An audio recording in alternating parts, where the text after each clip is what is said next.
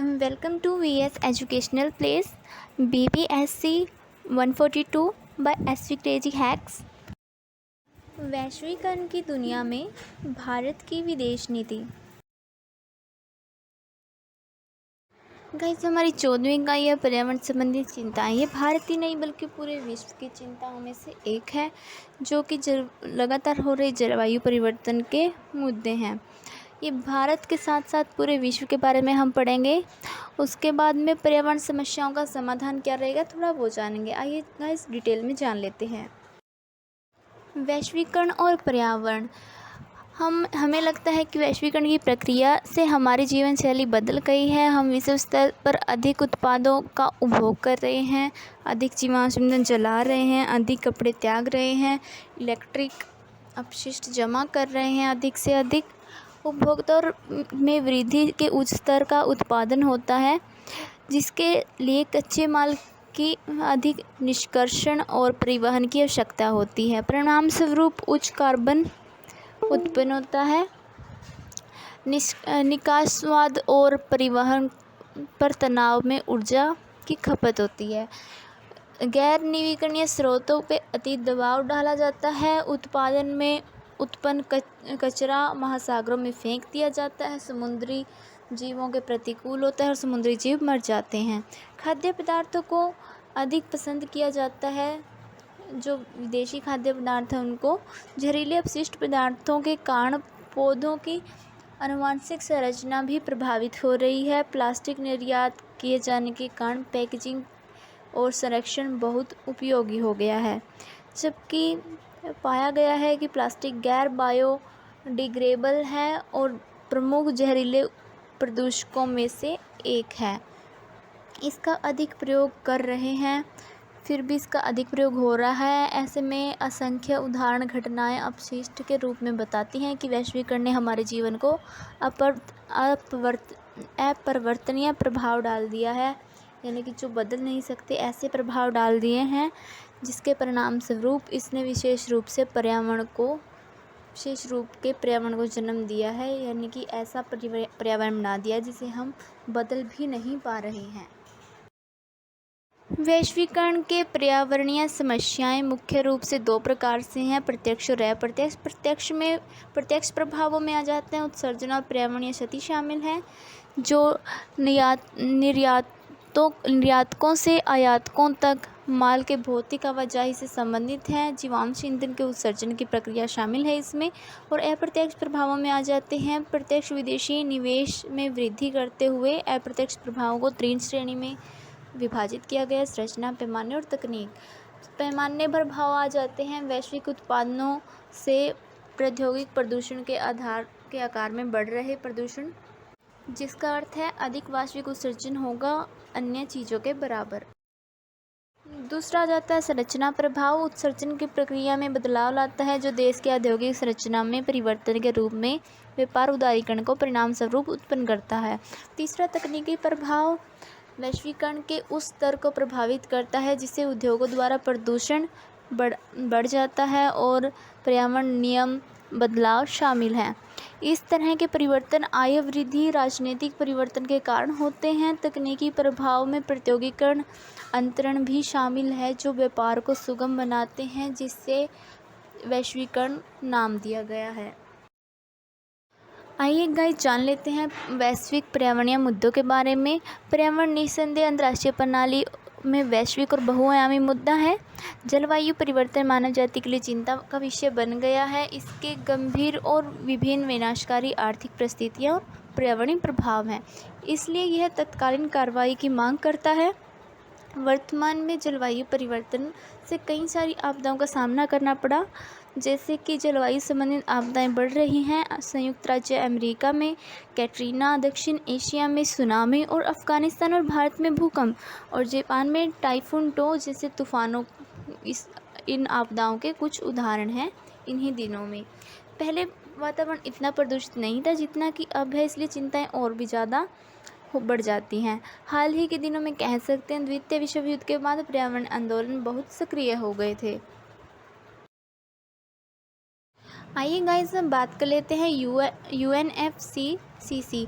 यह एक अंतर्राष्ट्रीय प्रणाली है जिसने जलवायु प्रणाली की देखभाल करने के लिए बातचीत शुरू की थी। 9 मई 1992 को इसको बना लिया गया था। पृथ्वी शिखर सम्मेलन में इस पे हस्ताक्षर कर दिए गए थे और 21 मार्च 1994 को लागू कर दिया गया था। UNFCCC का उद्देश्य वातावरण में ग्रीन हाउस गैस की सांद्रता को उस स्तर पर स्थिर करना है जो जलवायु प्रणाली के खतरनाक मानवजातीय हस्तक्षेप को रोक सके। आइए गाइस थोड़ा क्योटो प्रोटोकॉल के बारे में जान लेते हैं। यह एक ब्यौरा है। दिसंबर 1997 में जापान के क्योटो में तीसरे दौर में तय किया गया था। क्योटो प्रोटोकॉल में हस्ताक्षर 1998 में हो गए थे, लेकिन इसको 16 फरवरी 1905 को लागू किया गया। पहली प्रतिबद्धता की अवधि 2012 को समाप्त हो गई। संयुक्त राज्य अमेरिका और ऑस्ट्रेलिया ने इस प्रोटोकॉल की पुष्टि करने से इनकार कर दिया। इसके अलावा 38 देशों ने इस प्रोटोकॉल की पुष्टि की। उसके अलावा 2012 पे अपने आधार स्तर के कुल उत्सर्जन के 5.2% पर GHG के उत्सर्जन में कटौती करने के लिए कानूनी बाध्यकारी था, जो पहली प्रतिबद्धता अवधि का अंत था। UNFCCC ने क्योटो प्रोटोकॉल के सहयोग बढ़ाने और निर्धारित समय सीमा में अपने उत्सर्जन कटौती लक्ष्यों को पूरा करने के लिए पार्टियों की सहायता से 3 लचीले तंत्रों को तैयार किया, जिसमें से पहला उत्सर्जन व्यापार, जिसमें राष्ट्रों को आपस में उत्सर्जन की कमी का व्यापार करने और अपनी प्रतिबद्धताओं के लिए क्रेडिट बचाने की अनुमति है। दूसरा है संयुक्त कार्यान्वयन, जिसमें प्रोटोकॉल के अनुच्छेद 6 के अनुसार राष्ट्रों के बीच में परियोजनाओं पर सहयोग की अनुमति और कार्बन उत्सर्जन में कम करने के लिए कहा गया।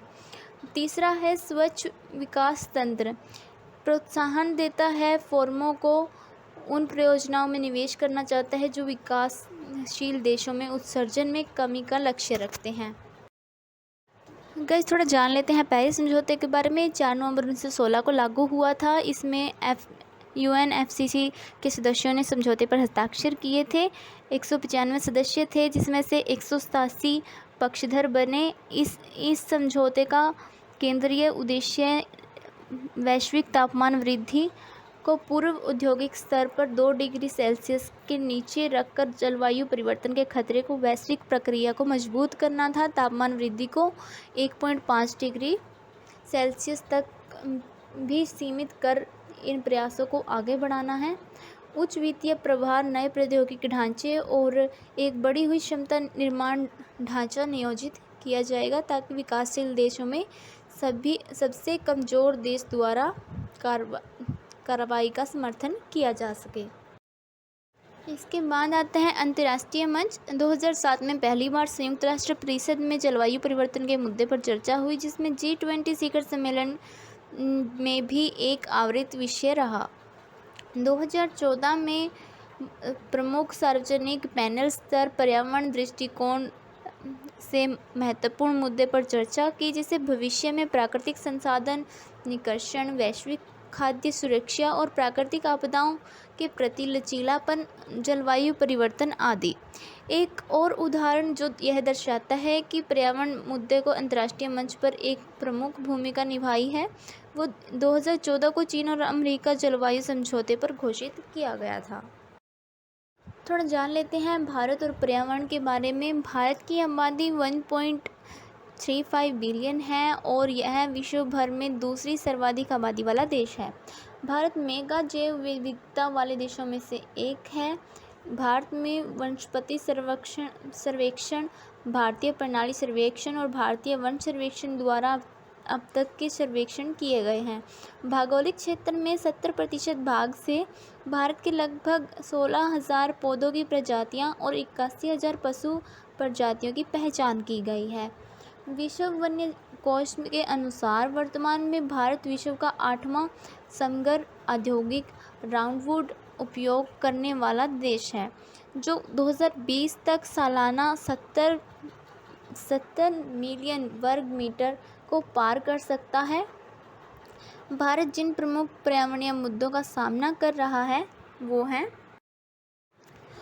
उद्योगों से वायु प्रदूषण, वाहनों से होने वाला उत्सर्जन, ग्रीन हाउस गैसों का उत्सर्जन, रासायनिक और तेल प्रदूषण, नगर ठोस अपशिष्ट प्रबंधन, कच्चे सीवरेज से जल प्रदूषण और सीलेज और बर्नर प्रथाएं। बस यही कुछ मुद्दे हैं पर्यावरण के जो भारत सामना कर रहा है। भारत ग्लोबल वार्मिंग के लिए अत्यधिक संवेदनशील देशों में से एक है, क्योंकि भारतीय अर्थव्यवस्था कृषि, जल, वन और जल विद्युत जैसे जलवायु संवेदनशील क्षेत्रों पर अधिक निर्भर करती है। पर्यावरण समस्याओं का समाधान के बारे में जान लेते हैं। एक स्थानीय और क्षेत्रीय पर्यावरण समस्या का वैश्विक पर्यावरण पर प्रभाव पड़ सकता है। दूसरी ओर कुछ वैश्विक पर्यावरण समस्याओं को केवल स्थानीय पहल के माध्यम से हल किया जा सकता है। वैश्विक की बढ़ती गति के कारण पर्यावरण पर हानिकारक प्रभाव पड़ता है, एक प्रमुख वैश्विक चिंता का विषय रहा है। वैश्वीकरण और वैश्विक पर्यावरण के प्रबंधन के लिए वैश्विक और क्षेत्रीय शासन की आवश्यकता है। पर्यावरण पर प्रभाव की जांच कर सकते हैं। इच्छा शक्ति देखने की आवश्यकता है। व्यक्ति को दृढ़ इच्छा शक्ति के साथ कार्य करना पड़ता है। मजबूत तंत्रों का वास्तविक कार्यान्वित कराने के लिए सरकार को उचित कदम उठाने पड़ते हैं। शोधकर्ताओं का मानना है कि समस्या का समाधान समस्या में ही निहित है, अर्थात वैश्वीकरण समर्थन संरचना प्रदान कर सकता है जो आर्थिक रूप से व्यवहार्य और पर्यावरण के अनुकूल होगा। इसके अलावा स्वच्छ आधुनिक तकनीकों वाले बहुराष्ट्रीय निगमों अपने हरित ज्ञान को अब निम्न पर्यावरण मानकों वाले देशों में स्थानांतरित कर सकते हैं। इसके अलावा अगर बात करें पर्यावरण में विपरीत प्रभाव पड़ेगा, तो वैश्वीकरण विरोधी ताकतों का उदय का मतलब है उन क्षेत्रों में कम विशेषज्ञता भी है जिनसे देशों को तुलनात्मक लाभ हो सकता है। यदि प्रत्येक देश को अपनी घरेलू मांग को पूरा करने के लिए उत्पादन करना है, तो परिणामस्वरूप उत्पादन प्रक्रिया में दोहराव हो सकता है, इसलिए स्थानीय उत्सर्जन में वृद्धि होगी। कुछ देशों में दूसरों की तुलना में कमज़ोर पर्यावरण मानक हैं, इससे वैश्विक उत्सर्जन खराब हो सकता है। वैश्वीकरण देशों में अलग थलग कर देता है, जिससे उनके पर्यावरण के लिए जिम्मेदार होने की संभावना कम हो जाती है।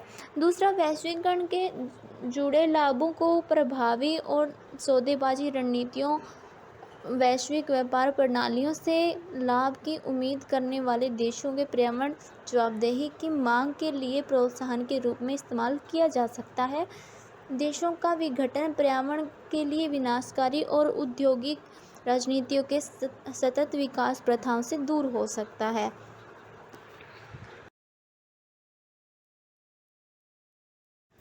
Thank you for watching. Please guys, like, subscribe and share.